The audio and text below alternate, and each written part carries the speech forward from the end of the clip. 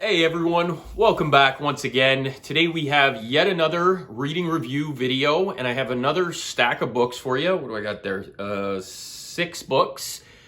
Pretty much all horror again. No surprise there. And again, in terms of authors, mixed bag. Some authors that you would know from watching my channel, authors I love to read, and even an indie author that I think that's the term, but an author that sent me his novel to read and review. Thank you for that. We'll get into that in a little bit, but yeah, so let's get into it.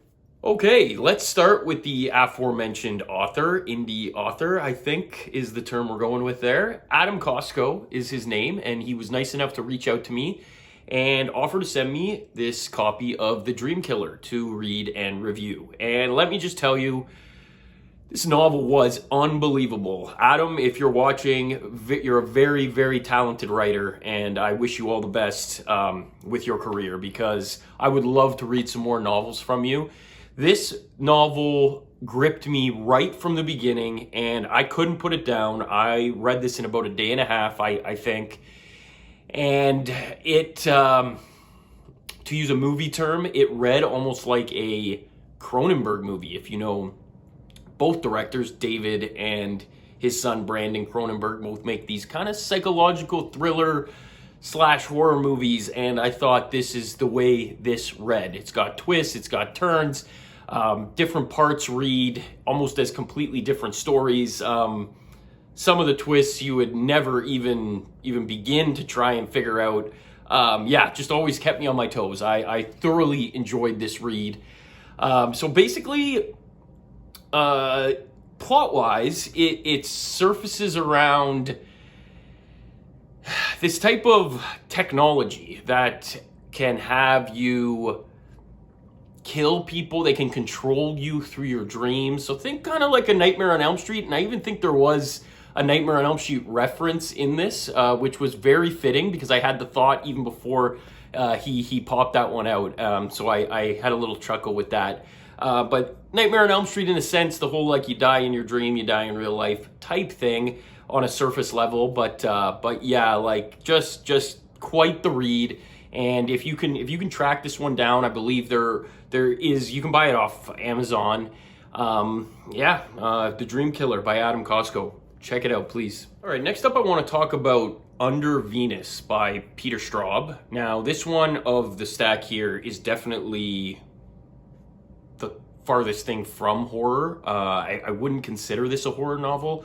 I bought this nice old paperback from a used bookstore. I just love these old copies. But yeah, I'm trying to read all of Peter Straub's novel, collect all of his novels. So I did get a stack of them from a used bookstore, and this was the first one I picked up. There's a little blurb on here that says, "Under Venus lurks behind virtually everything I have ever written. An unquiet ghost, an old love who won't let go." And that's just so true, because this does not feel like a Peter Straub novel. It was very different from most of his novels. Kind of had that Great Gatsby feel to it, like a lot of high-end parties and things going on in your social society, and you're navigating your way through that. It's about a writer who returns home with his wife for a vacation, just to visit, I believe, and they get caught up into all the drama and everything that's going on in this society, and find themselves in the middle of it. So, like I said, it wasn't a horror novel, but it was certainly an interesting read. A lot of the character development. Our main character was just not a good guy. He kind of bothered me at times. I mean, he was very unfaithful. As horny as can be. He was basically walking around hooking up with every female he came across, which was kind of weird, but it seemed like him and his wife had a bit of an open relationship. Kind of weird in that sense. Like that's where, the characters kind of bothered me a little bit, but I mean, not his best work. Would I recommend it to somebody? Not really too quickly, but I wouldn't say it's a horrible novel, but there's just a lot better to read from Straub, in my opinion. All right, next up is a good little book from Craig DeLuey called How to Make a Horror Movie and Survive. This was recommended to me by Riley Reads. He's got his own YouTube channel, and he does some pretty good work over there. If you haven't checked him out, I suggest heading over to Riley Reads and giving it a watch. He's into a lot of Stephen King videos like me, so he a young kid who's doing some pretty good work. Check him out. But yes, this novel was basically exactly how it sounds.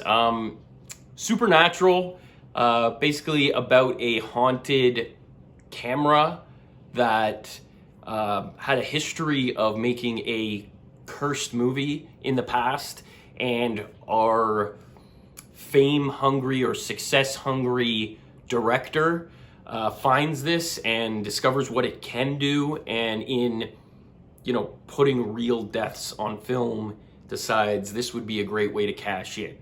And what I did appreciate from this novel was the callbacks to a lot of classic horror and classic slasher movies, because he was making a slasher movie, and I am a slasher aficionado myself, and some of the references they were making in this book were, even though I got them, were like, you really have to delve into some deep slasher movie watching to get the references, to get the movie titles. So I did appreciate that. Yeah, it was a fun read. It was about, this guy trying to make this movie, and all the politics and everything that comes in Hollywood with getting roles and whose tires you have to grease and things like that. So it was interesting, especially for a big horror movie fan as myself. I definitely recommend this one. It's a fun read. Okay, next up is Nick Cutter's newest novel, The Queen, and I've read everything by Nick Cutter, so I picked this one up when I saw he was coming out with a new one, and for me, it did not disappoint. I did see some conflicting reviews on Goodreads for this one. It seemed like either you really loved it or it just missed the mark totally for you. And for me, I really did enjoy it. Read it super quick. Thought it was a page turner. Like I couldn't put it down. So The Queen basically follows two teenage girls who are best friends, and one of them ends up going missing, and then the other wakes up one morning to find a mysterious cell phone get delivered to her house, and she starts getting text messages from her missing friend, who a lot of people believe is dead. And there is a mystery element to this that takes her on and it all takes place basically over a singular length of time, over a day and a half or whatever it is. It takes place almost in real time.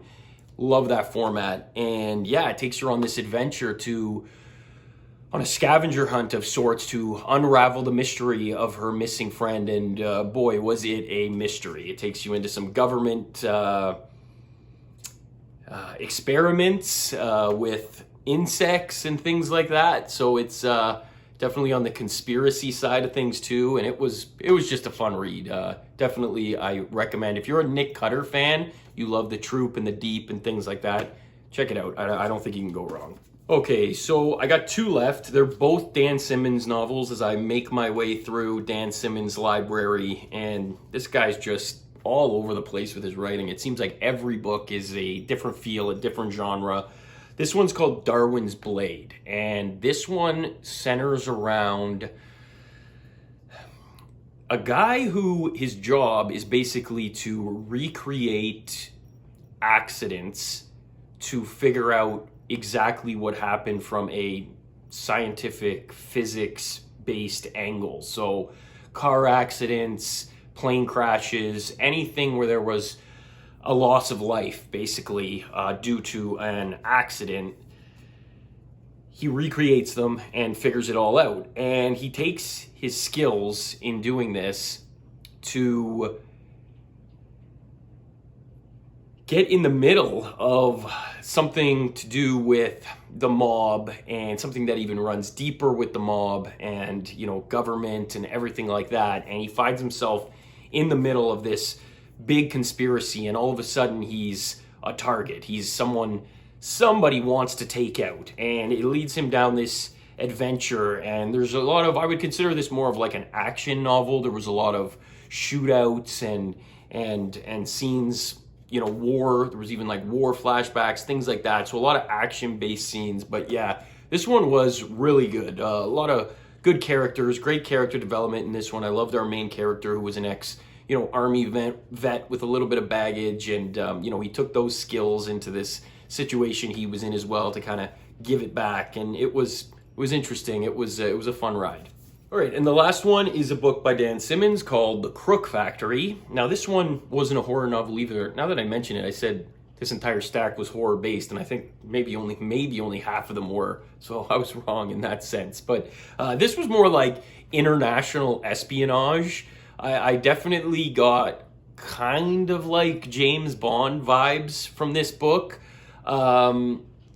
It's historical fiction. It revolves around like Ernest Hemingway in Cuba, and a lot of what was going on, where the Crook Factory was basically a group of spies, I guess, that were trying to unravel certain things that the Nazis were doing during World War II. And they took it upon themselves to, operate out of Cuba and the waters around Cuba and intercept Nazi submarines and Nazi transmissions as they were planning to make landfall in the U.S. and things that they were planning to do. So I'm sure there was a lot of historical facts based around this novel, which made it interesting for sure. And obviously it was sensationalized to a certain degree for entertainment. But yeah, this one is maybe not going to be for everybody. It's a heavy read, very dense. It'll take you a while. It's a big novel, small print. But yeah, I in the sense of like carrying comfort in terms of like length and how it reads, similar type thing to that. But yeah, Dan Simmons, when he really takes you on a ride and takes you on a longer novel and takes his time with it, he's second to none. He is quite a good author, one of the best out there. So yeah, Crook Factory, thumbs up. Okay, once again, thank you for watching. If you've made it this far, I really do appreciate it. If you like reading, if you love what I've been talking about today, give me a thumbs up, give me a subscribe, and yeah, I'll talk to you guys soon. Take care.